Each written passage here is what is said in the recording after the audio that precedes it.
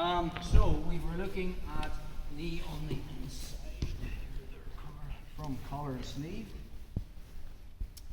So we've looked at the main attacks with my knee on the outside, basically omoplata, a bit of an off-balance sweep. Then we looked at shin on the inside. Okay, again, same stuff. I wanted the open elbow, omoplatas there, triangles there.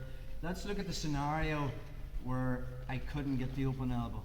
So even though I have my shin on the inside, and my foot's on the hip and my foot's on the shoulder, and I'm pushing, I'm doing all the right things, you just get people will not give you a sniff. They're just good players would pull their elbow back. Don't know why Car's doing that. So from our position, we're going to switch to a modified X guard. So the foot that's on the shoulder, notice the way I'm on my left hip, the foot that's on the shoulder makes a butterfly hook.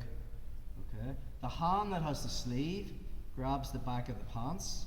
Notice the way as I move under collar and going flat onto my back, I'm pulling on the collar. My foot does not move off the hip. I bring my knee inside and turn onto my right hip.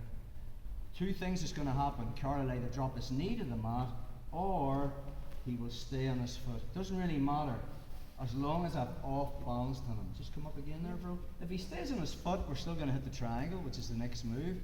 But from Carl's perspective, it's easier to drop to his knee because it's just not as exertive.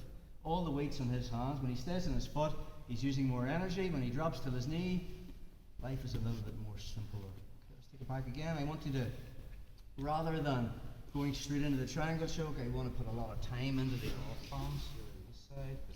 It's a wee bit different. Technically, it's not X guard. So I've got collar and sleeve, foot's on the shoulder.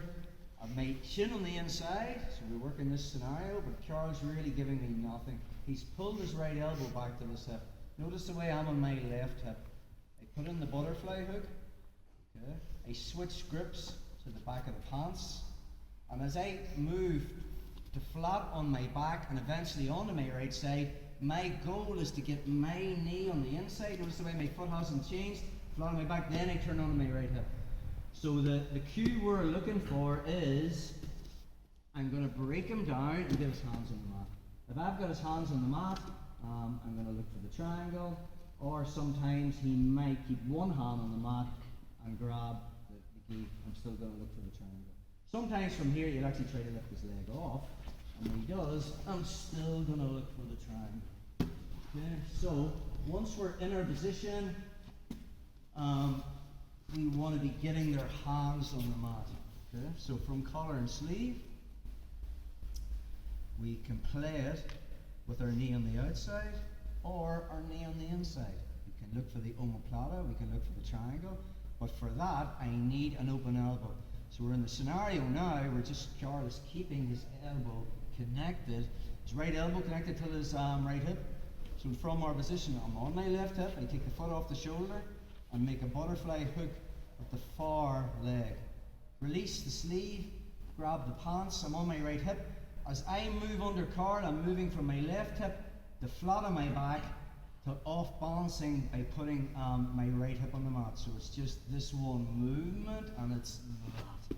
That's what I'm after there. Whether I get his knee to the mat or whether he's still on his foot, this is the required response. We have three pathways from here. We have the triangle, we have the leg lock, and we have the back take. We're going to look at the leg lock and the back take on Thursday. One more time on that, bro. Just perfect there again. So, from collar and sleeve, I have my shin on the inside. The time to go for this is he's not giving me anything with that open elbow. So I'm on my left hip, foot comes off the shoulder, make the hook, release the sleeve, grab the pants. My goal is to keep my left foot on his hip and bring my knee behind his knee. So it's just that little movement there, and then I pull to get him down. I'm constantly pulling on the collar, keeping the sole of my foot so I have a strong position from here. And once I get this scenario where he's off balanced and Charles' hands is on the mat, that's what I'm looking for. Just one more time, bro. So taking it from the start, I couldn't get anything. I snagged that first grip. I want the collar, Carl postures, shallow lasso, which we learned in week 1, and I'm waiting for him to make that grip. Then I find the collar, then I'm back with my foot on the hip. Once I'm in that position, he's glued his elbow to his hip. So we make 1, 2, move inside and get his hands on the mat. More time.